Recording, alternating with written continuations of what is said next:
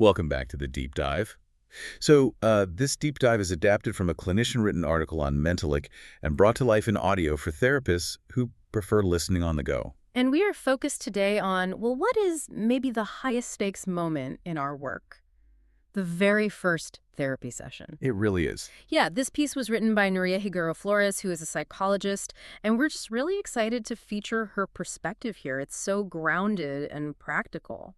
And since the article comes from Mentalyc, it probably helps to know it's a clinical intelligence platform. It's really designed to make clinical documentation more manageable for therapists. Which is pretty much the exact tension we're getting into today, isn't it? Exactly.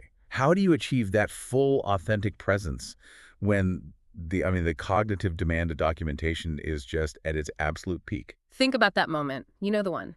Right before a new client walks in, the door's closed, maybe you're standing up, and you sort of realize you're holding your breath. Oh, I know that feeling. Yeah. And you're just so aware that the next 50 minutes could determine whether this complete stranger, who's so vulnerable, commits to a process that requires just an immense amount of trust. The pressure is just, Yeah. it's palpable. You're meeting someone when they are arguably at their most guarded, but also their most hopeful, all at the same time. And we know this. The research consistently shows that the quality of that initial interaction, that very first dynamic, it has a huge impact on treatment outcomes. It's not just about, getting the chairs right or the lighting. It's about establishing a real, profound human connection under pressure. Exactly. It demands this authentic blend of your professional toolkit and just raw human empathy. So where does that preparation even begin? Well, that's what I loved about this piece. The author suggests it doesn't start with the room at all, but with intentional internal management, getting your emotional ecosystem ready. That phrase, it's perfect. Isn't it? It just struck me immediately. We focus so much on the external prep, but the article treats the internal stuff like a non-negotiable checklist. It calls it an emotional detox. A mandatory shedding of all the mental clutter we carry. From the morning, from the client right before. Right. And the author really emphasizes that, even just 5 minutes of focused breath work or a quick meditation, it's critical to clear that residue. And I love the practicality of it, too, the physical part, physically shaking out tension, like wiggling your arms or rolling your shoulders. It sounds a little funny, but it works. It's like a literal physical reset button. Yeah. It makes sure you aren't carrying that somatic tension into the new session. I think we all recognize that feeling. You walk into a new session, but you're still mentally reviewing a really high conflict case from 10 minutes ago. Or you're just frustrated about traffic. Totally. And when we skip that detox, we run the risk of What? leaking that energy into the new space. Precisely. If you're internally cluttered, you're only partially available. You might misread cues, or worse, the anxiety from your last client might unconsciously, color how you approach the current one. So the detox is really an act of, ethical containment. It is. It's about checking for personal biases, your own internal conflicts, and asking yourself, have I processed my own stuff so it won't leak into the session? And that's tied so closely to setting an intention. We often set these, generalized intentions, but the article recommends a very specific one for this first session. I'm here to listen, not to fix. That simple shift in language just feels so incredibly powerful. It relieves so much pressure because clients come in and they often present the problem like a broken machine that needs fixing right now. And if we, as clinicians, buy into that fixer mindset, You short-circuit the whole process of deep understanding. The intention to listen creates space.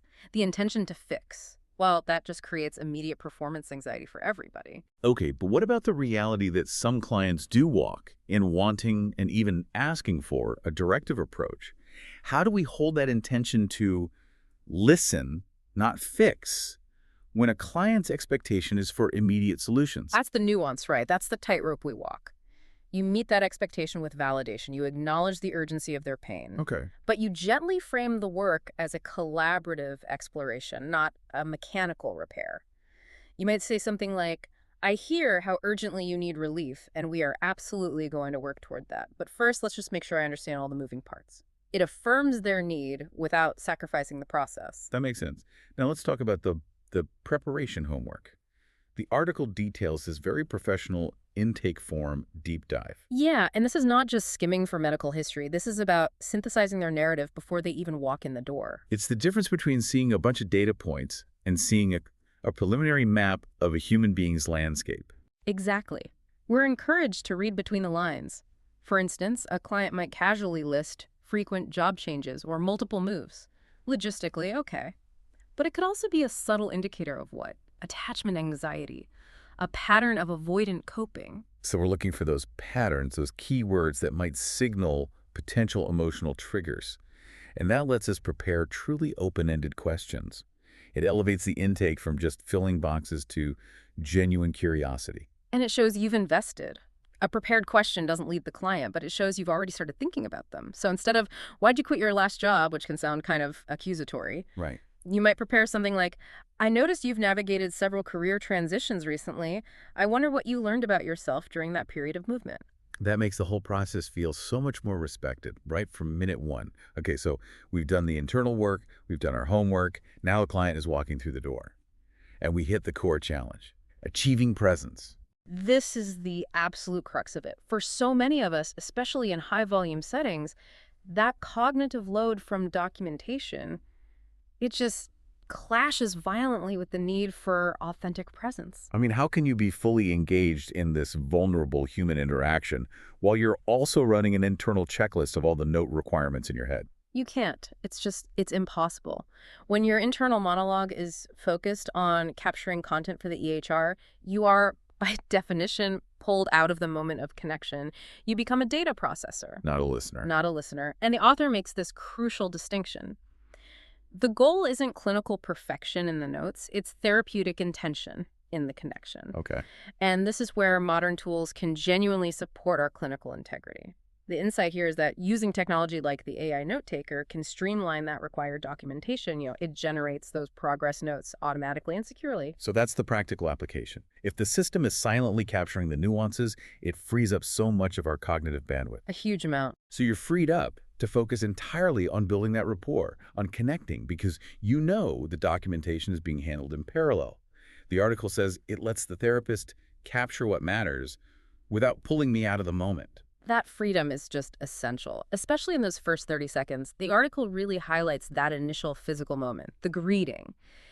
It stresses the need for a real smile. Not the polite, professional mask. No, the genuine human smile that actually reaches your eyes and says, I am authentically glad you are here. And then there's the eye contact. That's a tightrope walk, isn't it? It is. Too much, it's intrusive. Too little, you look disengaged. You're aiming for that sweet spot of connection, warm, present, but not overwhelming. It really all just boils down to authenticity, doesn't it? Our clients aren't looking for a flawless technical performance. They're looking for a genuine human guide. Authenticity beats perfection every single time. Quick pause. If this part of the work feels familiar, balancing the absolute necessity of documentation with being fully present for your clients, Mentalyc can help. Its AI note taker supports your documentation and clinical judgment by generating detailed progress notes while staying fully IQPA and SOC2 compliant. You can explore it and refocus on your clients at Mentalyc.com. And we're back. So we've established that initial connection. Now let's get into the dynamic of building rapport once the conversation actually starts. This is where the idea of active listening gets elevated beyond just a simple technique. Right. The author reframes it. It's not a learned script, the nodding and repeating we all learned. It's about creating a validating bond. It means listening with your entire being, tracking content, emotion, rhythm, body language, everything. The most important things often live in the spaces between words. Yes. We're trained as clinicians to capture the content, but the source reminds us to really pay attention to the throwaway comments. A client might spend 10 minutes on their marriage and then just casually, as an aside, mention they haven't slept more than 4 hours a night in a month. And that throw comment about sleep, that's the doorway. That's the real issue. That's the doorway to something deeper. It's the sign of a nervous system under siege.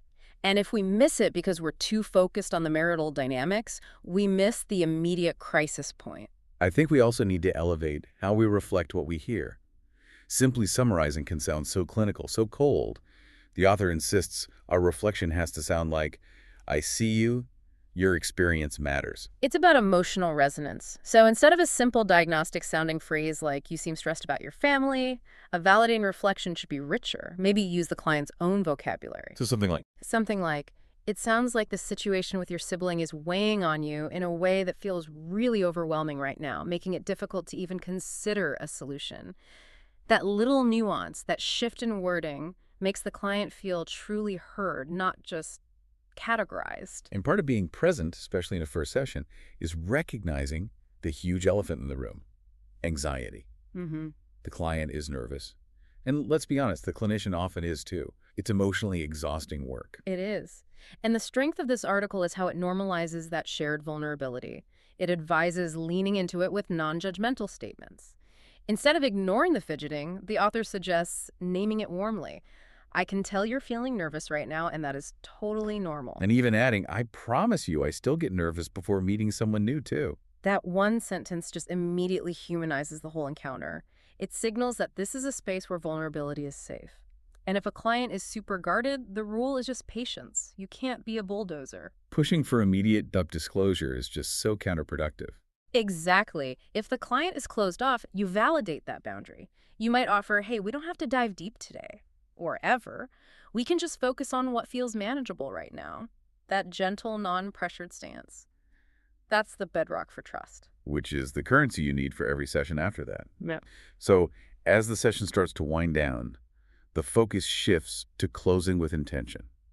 The article really emphasizes the last 10 minutes. It does. How you wrap up can determine if a client walks out feeling seen and hopeful or feeling like, just another appointment. And the closing has to be collaborative. Absolutely. The goal isn't to leave them reeling from a disclosure or overwhelmed with a to-do list. And you achieve that first with collaborative goal setting. So that means actually asking the client, what would success look like for you in this process? Yes. It takes the therapist's definition of success off the table and puts the compass right in the client's hand. Yeah. Maybe success for them is just scheduling the second appointment. That's a win. But it has to be their framework. And if their motivation seems high, you can offer that optional, tiny homework assignment. But again, it has to be collaborative. And only if the motivation is there. Something simple, like we touched on how you avoid journaling. What would you think about maybe just writing down one positive thing that happens each day this week? It just keeps the process flowing beyond the session door. That collaboration leads perfectly into the final, and I think critical, piece of advice. This ritual of post-session self-reflection. The author calls it the session autopsy. This is maybe the most powerful tool for our own continuous growth. It happens right after the client leaves, while the emotional data is still fresh. Yeah. And crucially, this is not a moment for self-criticism. It's for objective clinical reflection. So we're encouraged to just grab a notepad, take a breath, and scribble down those observational notes. But for ourselves, these aren't EHR notes. These are for our own growth file. Exactly. Specific reflection points might look like, client's body language went tense when I mentioned their father. That's a massive trigger point. I need to explore that more softly next time. Or even something about our own reactions. I felt a sudden rush of frustration when they repeated that self-sabotaging behavior. Was that a counter-transference response I need to process? Moving beyond just observation to analyzing our own reaction, that's how we elevate our practice. It's about being kind to ourselves and knowing not every session is a breakthrough. Some are just groundwork. And that groundwork is often the hardest part. And the final, incredibly grounding thought the author leaves us with is this. Clinicians have to trust the process and not take it personally if a client doesn't come back. Timing, readiness, just not being the right fit. Those are huge factors outside of our control. Your humanity and authenticity are your strongest tools no matter what the outcome is. The goal is always progress, not perfection. Sure. And maintaining that balance between compassionate human presence and the demands of documentation. That is the key to sustaining this work. And if you want support tracking client goals, monitoring those progress indicators, and reflecting on session patterns over time, the AI Progress Tracker feature can really help you cultivate that continuous growth and better understand the whole therapeutic process between appointments. Trust the process, trust yourself, and we'll see you on the next deep dive.